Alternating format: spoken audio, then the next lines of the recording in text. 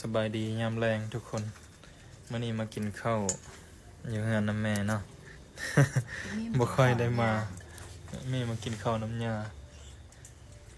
อาหารก็สิมีหลากหลายเด้มายามใดก็ได้ หลาย2 อย่างขึ้นไปก็แม่นหลายแล้วเด้มื้อนี้เฮ็ดอาหารตำกันอิ่วเนาะเบิ่งเดี๋ยวสิทายให้เบิ่งเมนูขัวเห็ดเมนูแกงเห็ดขัวเห็ดกับแกงเห็ดเมนูตำกันใครแต่อันนึงมันขัวอันนึงมันแกงอันนี้มีอย่างนี้ขาไก่ที่บ่ปีกไก่อันนี้แม่เนาะเดินจะได้มากินข้าวเท่านึงแต่ว่าช่วงนี้ก็สิได้มาดุอยู่ดอกเพราะว่าเราบ่ได้ไปเด้เพิ่นบ่ได้ไปแล้วก็ที่เราไปดุแม่นเฮานี่เราบ่ได้ไปเฮามาบัดนี้เฮามานี่บ่ค่อยได้ถ่ายให้เบิ่งแน่แต่ว่าช่วงนี้หาปีใหม่นี่ก็สิได้มาอยู่นี่ถ้าเบิ่งสิมีเมนูเด็ด กินข้าวเด้อกินข้าวเด้อทุกคนแกงเห็ดเฟืองมื้อนี้ว่ะ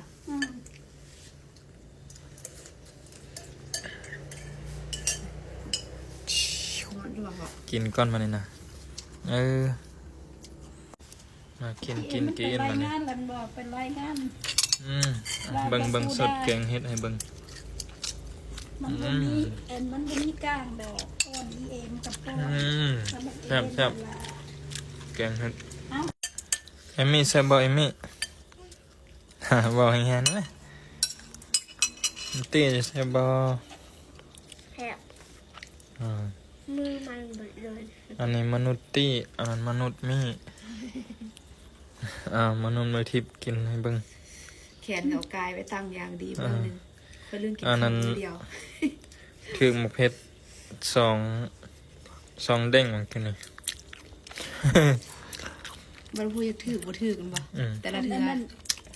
แห้งมักคักมักเพชรผักขาว่าสิแกงแบบคือหมูมาสิแกงจังไดเนาะ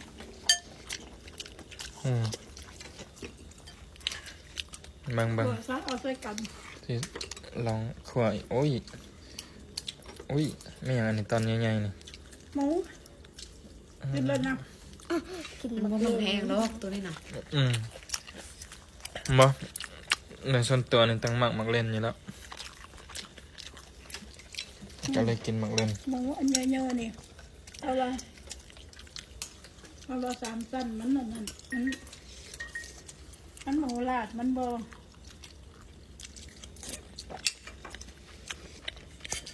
แต่แม่ยังต้มแล้วก็กิน